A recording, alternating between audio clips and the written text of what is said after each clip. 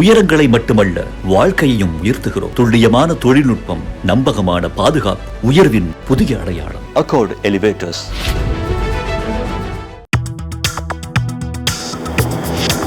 Delivering smiles all around the professional careers. Reach us to reach them. வணக்கம் ஆகாயம் நண்பர்களே. America Iran இடையே உடன்பாடு வருமா? ஹார்மஸ் நீரிணை யார் கையில் இருக்கிறது? இதை பற்றி பேசுவதற்காக பேராசிரியர் பெர்னார்டி சாமி நம்முடன் இணைகிறார். வணக்கம் பேராசிரியர் பெர்னார்டி சாமி. வணக்கம். ஹார்மஸ் நீரிணை ஈரான் பதில் இருக்கு, இப்போ யார் கையில் இருக்கு? ஹார்மஸ் நீரிணை தான் இந்த போரினுடைய எபி சென்டர் அப்படின்னா February 28 தொடங்கின இந்த போரில் இன்றைக்கி ஒரு முக்கியமான பகுதியை இன்றைக்கி வகிக்கின்றது தான் ஹார்மஸ் நீரிணை. ஜூன் 18 அன்னைக்கு அந்த புரிந்து உணர்வு ஒப்பந்தத்தை அவங்க ஏற்றுக்கொண்டார்கள். அந்த புரிந்து உணர்வு ஒப்பந்தத்தின்படி 60 நாட்கள் போரை நிறுத்தணும். அதுக்கப்புறம் நீரிணையை திறப்பதற்கு எல்லா முயற்சிகளையும் நாம் பண்ண வேண்டும் என்று சொன்னார்கள். ஆனால் ஜூலை 8 அமெரிக்க அதிபர் சொல்லிட்டாரு, இந்த புரிந்துணர்வு ஒப்பந்தம் முடிந்து விட்டது, இதை ஈரான் மீறி விட்டது, அதனால் இதில் இனிமேப்பட்ட அர்த்தம் கிடையாது அப்படின்னு சொல்லிட்டு திரும்பியும் அவர்களை தாக்க ஆரம்பித்தார்கள். கண்டினியூஸாக ஒரு 10-12 நாட்கள் ஈரான் மீது தாக்குதல் நடந்து கொண்டே இருந்தது. அதன் பிறகு இப்போ நிறுத்தி வைக்கப்பட்டிருக்கின்றது. இதற்கிடையில் தான் இப்பொழுது என்ன நிகழ்ந்தது என்றால், ஒமான் அதனுடைய சுற்றி இருக்கின்ற பக்கத்தில் அருகில் இருக்கக்கூடிய ஒமான் நாடும் இன்றைக்கி டெஹ்ரானும் ஈரானும் சேர்ந்து அவங்க 2 பேரும் ஒரு பேச்சுவார்த்தையை நடத்த ஆரம்பித்தார்கள். ஹோர்முஸ் நீரிணையை எப்படி திறக்கலாம், ஒரு ரெஸ்ட்ரிக்டடாக குறைந்த அளவுலனாச்சும் அதை கப்பல் போக்குவரத்துக்கு திறக்க முடியுமா அப்படின்றத நம்ம பார்க்கலாம் அப்படின்னு சொல்லிட்டு அந்த பேச்சுவார்த்தையில் அவங்க ஈடுபட்டாங்க. அவங்க பேச்சுவார்த்தையில் ஈடுபட்டு ஒரு 3 நாளைக்கு முன்னாடி சொன்னாங்க, எங்கள் பேச்சுவார்த்தை முடிந்து விட்டது, இந்த பேச்சுவார்த்தையில் நடந்ததை நாங்கள் சொல்ல போகிறோம் என்று சொன்னார்கள். அவர்கள் சொன்ன உடனேயே அமெரிக்க அதிபர் ஃபாக்ஸ் நியூஸ் கொடுத்த இன்டர்வியூவில் ஒமான் மீது நாங்கள் குண்டுகள் போட்டு தாக்குவோம் என்று சொல்லி ஒமானை பயன்படுத்த ஆரம்பிச்சிட்டார்.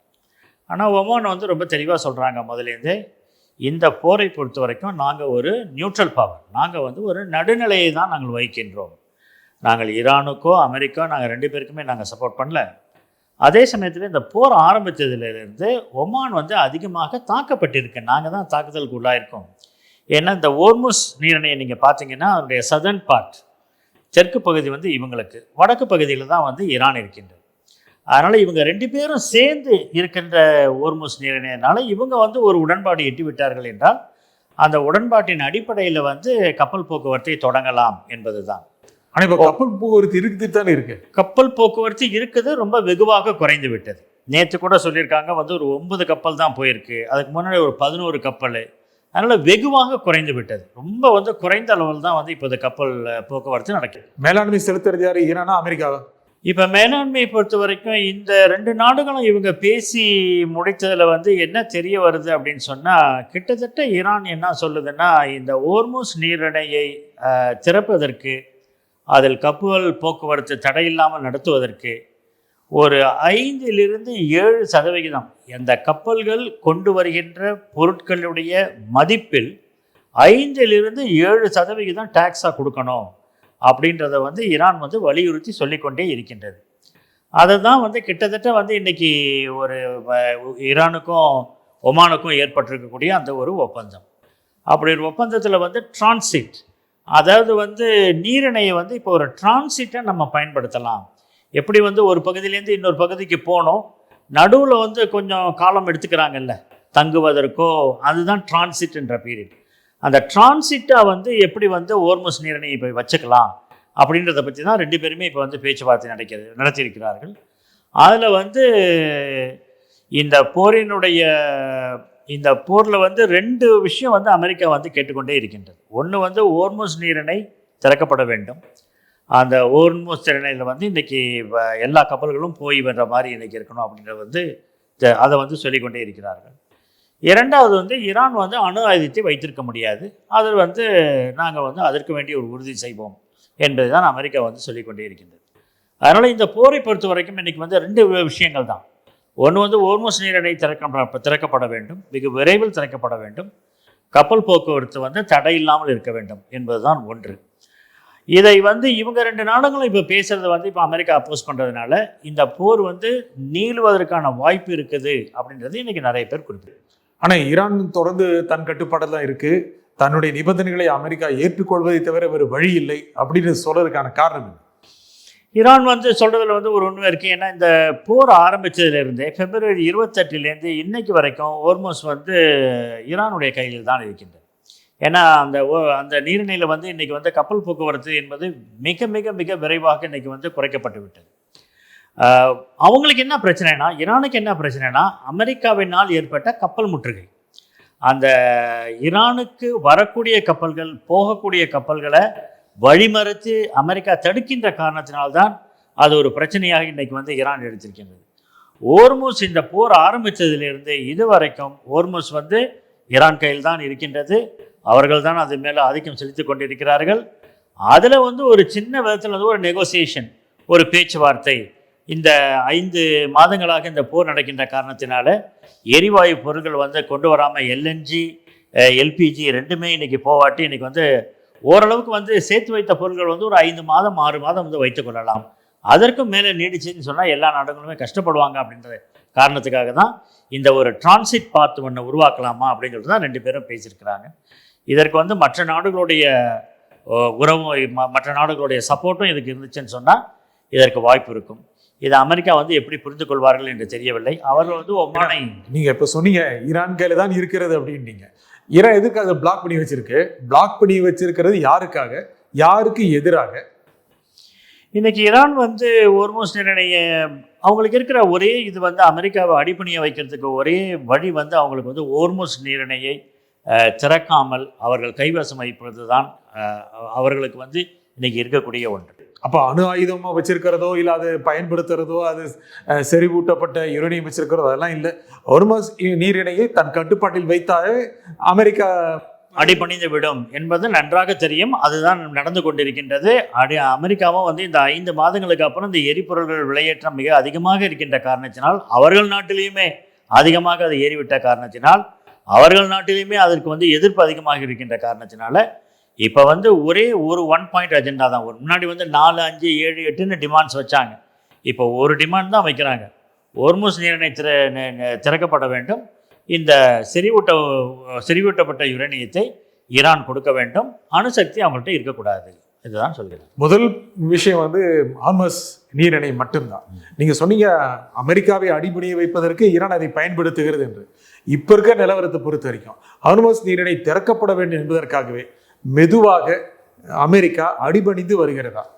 அப்படிதான் சொல்லணும். ஏன்னா இன்னைக்கு வந்து அமெரிக்கா வந்து 2 விஷயங்கள் அதில் நம்ம பார்க்கணும். என்னன்னா, கடந்த 1 மாதமாக நம்ம பார்த்து கொண்டிருப்பது என்னன்னா, ஒன்று அமெரிக்காவிட்ட இருக்கக்கூடிய அந்த வெப்பன்ஸ் வந்து குறைஞ்சிருச்சு அப்படின்றத வந்து செய்தித்தாள்கள் சொல்கிறாங்க, ஊடகங்கள் சொல்கிறாங்க. அதை வந்து அவர் மறுக்கிறாரு. அதே சமயத்தில் வந்து 10 நாள் 15 நாள் தாக்குதல் நடத்தினதுக்கப்புறம் இப்போ கம்ப்ளீட்டாக நிறுத்திட்டாங்க. இப்போ நிறுத்தினதுக்கப்புறம் அவங்களால வந்து திரும்பவும் அதை ஆரம்பிக்கணுமா அப்படின்றத வந்து அவங்க வந்து யோசித்து கொண்டே இருக்கிறார்கள். அதற்குள்ளே இப்போ போன வாரமே பிரச்சனை ஆரம்பிச்சிருச்சு. US கப்பல் வந்து லிங்கன் கப்பல் வந்து 5000 மாலுமிகள் இருக்கிறாங்க, 5000 வீரர்கள் இருக்கிறார்கள், செயிலர்ஸ் இருக்கிறாங்க. இது வந்து டிசம்பர் மாதம் 11ஆம் தேதியிலேருந்து அந்த கப்பல் அங்கே நின்று கொண்டே இருக்கின்றது. அப்போ கிட்டத்தட்ட வந்து மிக அதிகமான நாட்கள் அங்கே நிற்கிறதுனால இன்றைக்கி செயிலர்ஸ் வந்து கப்பலில் குச்சி தற்கொலை செய்து கொள்வது, உள்ளே வந்து கப்பலுக்கு தேவையான பொருட்கள் இல்லாமல் இருக்கிறது, உணவுப் பொருட்களே பற்றாக்குறையாக இருக்கிறது. அதுக்கு அவர் பதில் சொல்லியிருக்காரு. டிஃபென்ஸ் செக்ரட்டரி ஹெகசெத் என்ன சொல்லியிருக்காருன்னா, உணவு பற்றாக்குறை இல்லை, ஆனால் வந்து அந்த ஃப்ரிட்ஜில் வச்ச உணவு தான் இருக்குது, ஃப்ரெஷ் உணவு அவங்களுக்கு கிடைக்க மாட்டேங்குது அப்படின்னு சொல்லிட்டு சொல்லியிருக்காரு. அதனால் வந்து கப்பலில் வந்து இன்றைக்கி ஒரு ஏற்பட்டனால இப்போ USS லிங்கன் என்கின்ற அந்த போர்க்கப்பலை அமெரிக்கா வந்து திருப்பியும் வரவழைச்சிருச்சு. ஏன்னா இவ்வளோ நாள் வந்து நீரில் இருந்துச்சுன்னா அங்கே வந்து மாலுமிகள் வந்து ரொம்ப கஷ்டப்படுறாங்க அப்படின்னு சொல்லிட்டு அவங்கள வந்து இப்போ திரும்ப அனுப்பிச்சி கொண்டு இப்போ வந்து ஜார்ஜ் வாஷிங்டன் அப்படின்னு சொல்லிட்டு மலேசியாவில் நிற்கிற கப்பலை இப்போ கொண்டு போகிறாங்க. அது வந்து 22ஆம் தேதி போல் போய் அங்கே சேரும் கல்ஃபில். அதுக்கப்புறம் வந்து இந்த கப்பல் வந்து அதுக்குள்ளே அதிலேருந்து வெளியேறிவிடும் என்று சொல்கிறார்கள். அதனால் 2 விஷயம் நம்ம இங்கே பார்க்கணும். ஒன்று வந்து அவர்களால் வந்து போதிய அளவுக்கு வந்து இந்த போரை திரும்பவும் எடுத்து நடத்துவதற்கு தேவையான வெப்பன்ஸ் எல்லாம் இருக்குதா அப்படின்றது ஒரு சந்தேகக்குறியாகவே இருக்கு. இல்லை, அந்த மாதிரி ஒரு பற்றாக்குறை நிலைமைக்கு அமெரிக்கா தள்ளப்படுமா? கட்டாயமாக இருக்கும். ஏன்னா பற்றாக்குறைக்கு கட்டாயமாக தள்ளப்படும். ஏன்னா அவங்க வந்து உக்ரைனுக்கு முதலேருந்தே உதவி செய்து கொண்டிருக்கிறார்கள். இந்த போர் வந்து அவர்கள் வந்து சீக்கிரமாக ஒரு வாரத்தில் முடித்துக் கொள்ளலாம் என்று நினைத்த ஒரு போர் இது வந்து 5 மாதத்தை கடந்து போய் கொண்டிருக்கின்றது. அதனால் வந்து வெப்பன்ஸ் வந்து குறையிறது வந்து கட்டாயமாக வந்து ஆகிறதுக்கான வாய்ப்புகள் இருக்குது. ஏன்னா அதெல்லாம் வந்து சொஃபிஸ்டிகேட்டட் காஸ்ட்லி வெப்பன்ஸ், அதை தயாரிக்கிறதுக்கு நேரமும் அதிகமாகும். போன மாதம் பென்சில்வேனியாவில் அந்த சமிட்டில் ட்ரம்ப் சொல்லியிருக்காரு, நம்ம வந்து அதிகமான பொருட்களை தயாரிக்கணும், ஆனால் அதை வெகு விரைவாக தயாரிக்கணும் அப்படின்னு சொல்லியிருக்காரு. ஏன்னா இன்றைக்கி வந்து நீங்கள் விரைவாக தயாரிக்காட்டி நம்ம கையிலேருந்து வந்து பொருட்கள் வந்து போய்கொண்டே இருக்கின்றன அப்படின்னு இருக்கார். இப்போ பேட்ரியட் மிசைல்லாம் வந்து உக்ரைனுக்கும் கொடுக்குறேன், ஜெலன்ஸ்கிக்கும் கொடுக்குறேன் அப்படின்றார். ஜெலன்ஸ்கி என்ன சொல்கிறாரு, அந்த டெக்னாலஜி எங்களுக்கு கொடுங்க, நாங்கள் தயாரிச்சுக்கிறோம் அப்படின்றார். அதனால் வந்து இந்த பிரச்சனைகள் இருக்கிற காரணத்தினால அமெரிக்கா வந்து இந்த போர் இருந்து கொண்டிருந்தாலும் நடந்து கொண்டிருந்தாலும் இந்த போரினுடைய தன்மை வந்து வெகுவாக இன்டென்சிட்டி ஆஃப் த வார்ன்றாங்கல்ல, அது வந்து ஒரு குறைந்து விட்ட ஒரு நிலையை தான் பார்க்கிறேன். போரை தொடரலாம், போரை நிறுத்திவிடக்கூடாது அப்படின்னு அமெரிக்கா நினைக்குதா, ஈரான் நினைக்குதா? எல்லாரும் இன்னைக்கு என்ன சொல்றாங்கன்னா, ஓரளவுக்கு இன்னைக்கு ஆராய்ச்சியாளர்கள் இவங்கெல்லாம் என்ன சொல்றாங்கன்னா, ட்ரம்ப் வந்து இந்த போரை வந்து நீண்ட காலம் நடத்துவதற்கு ஒரு வாய்ப்பு இருக்கின்றது. அதாவது ஒரு லோ இன்டென்சிட்டி கான்ஃப்ளிக்டாகவே இதை வச்சுக்கிறார். டைரெக்டாக போய் தாக்குறது கிடையாது, அதே சமயத்தில் அப்பப்போ ஒரு தாக்குதல் அப்புறம் விட்டுறது, அந்த மாதிரிலாம் பண்ணிடலாம்னு சொல்லிட்டு நினச்சிட்டு இருக்காரு அப்படின்னு சொல்லி. என்ன காரணம்? என்ன காரணம்? அதற்கு என்ன காரணம் அப்படின்னு சொன்னால், ஈரானை வந்து எவ்வளவு தூரத்துக்கு வந்து கஷ்டங்கள் கொடுக்க முடியுமோ, அவங்களுக்கு வந்து எவ்வளவு தூரத்துக்கு வந்து இறுக்கம் கொடுக்க முடியுமோ இறுக்கம் கொடுத்து அந்த நாட்டிலேயே வந்து ஏதாச்சும் மாற்றங்கள் வருவதற்கான வாய்ப்புகள்லாம் இருக்கலாம். நீங்க சொல்றது அந்த நாட்டுக்குள்ளே மாற்றம் வருதா, உள்நாட்டிலே ஒரு கலவரம் நாட்டிலேயே வருமானு இதை தான் அவங்க முதல்ல எதிர்பார்த்தாங்க. அவங்க வந்து இப்போ அவரை போய் தாக்கினப்பயே, அவங்களுடைய உச்ச தலைவரை தாக்கினப்பயே அவங்க நினைச்சது வந்து இதுதான், உடனே வந்து ஒரு புரட்சி வரும், இவங்க வந்து அதில் சேர்ந்துக்கலாம், அதை வந்து ஒரு இதாக தயாரிச்சிடலாம் அப்படின்னு. ஆனால் அது வந்து முடியலை அவங்களால. அதனால் வந்து இப்பொழுதும் வந்து வெயிட் அண்ட் வாட்ச் அப்படின்ற மாதிரி கொஞ்சம் வெயிட் பண்ணலாமா அப்படின்னு சொல்லிட்டு பார்க்குறாங்க. ஆனால் மற்ற மிடில் ஈஸ்டில் இருக்கக்கூடிய, இன்றைக்கி வெஸ்ட் ஏஷியாவில் இருக்கக்கூடிய மற்ற வளைகுடா நாடுகள் வந்து இன்றைக்கி அமெரிக்காவுக்கு இறுக்கம் கொடுத்து கொண்டே இருக்கின்றன, அழுத்தம் கொடுத்து கொண்டே இருக்கின்றன. இந்த போரை வந்து எவ்வளவு விரைவாக முடிவுக்கு கொண்டு வர முடியுமோ கொண்டு வர வேண்டும் என்று.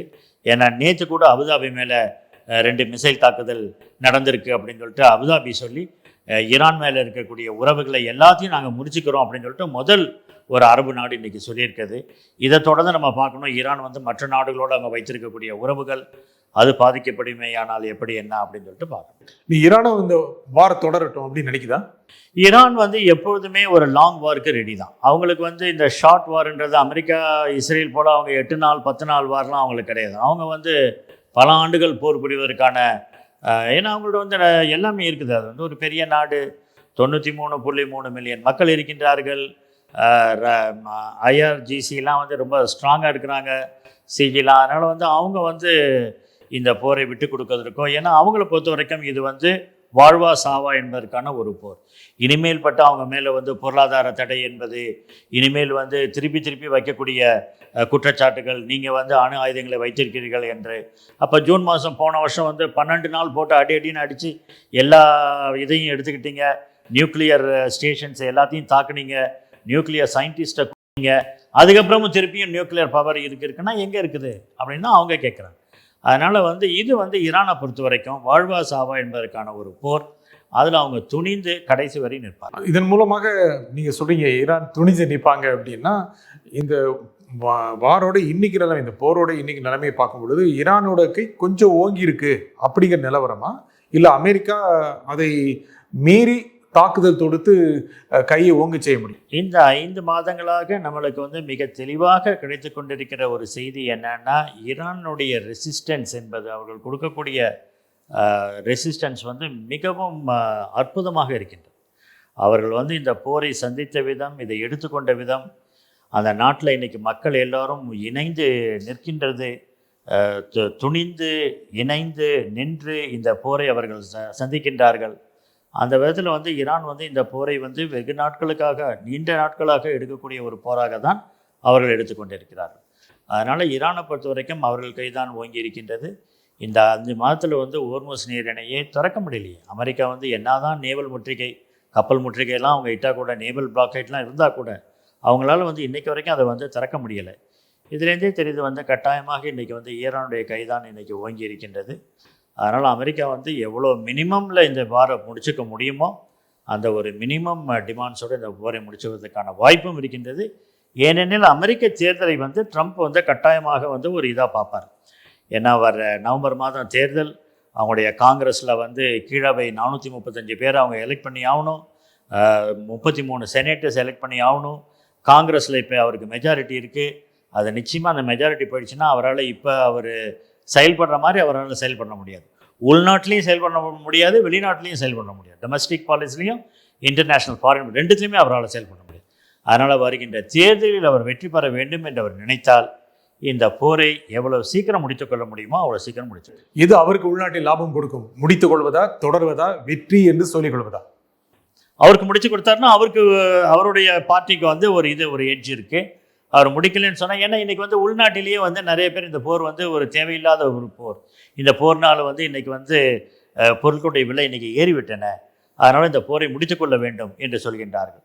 அதனால் அவரும் வந்து இன்றைக்கி இந்த எலெக்ஷனுக்கு முன்னாடி அட்லீஸ்ட் ஒரு மாதத்துக்கு முன்னாடினாச்சும் செப்டம்பர் போல் முடித்தார்னா தான் நவம்பர் மாதம் இந்த எலெக்ஷன் நடக்கிறப்ப அவருக்கு ஓரளவுக்கு வந்து போய் பேச முடியும், நான் போரை முடித்து விட்டேன், நம்மளுக்கு கிடைத்த இது அப்படின்னு சொல்லிட்டு இந்தியாவை பொறுத்த வரைக்கும் இந்த போருடைய தொடக்கத்தில் ரொம்ப பாதிப்பு இருந்துச்சு, நிறைய கட்டுப்பாடு இருந்துச்சு. முக்கியமாக வணிகத்துக்கான எரிவாயு சிலிண்டர் எல்லாமே குறைக்கப்பட்டது, மறுக்கப்பட்டது. இப்போது ஒரு நார்மல்சிகரமாக நிலைமை இருக்குது.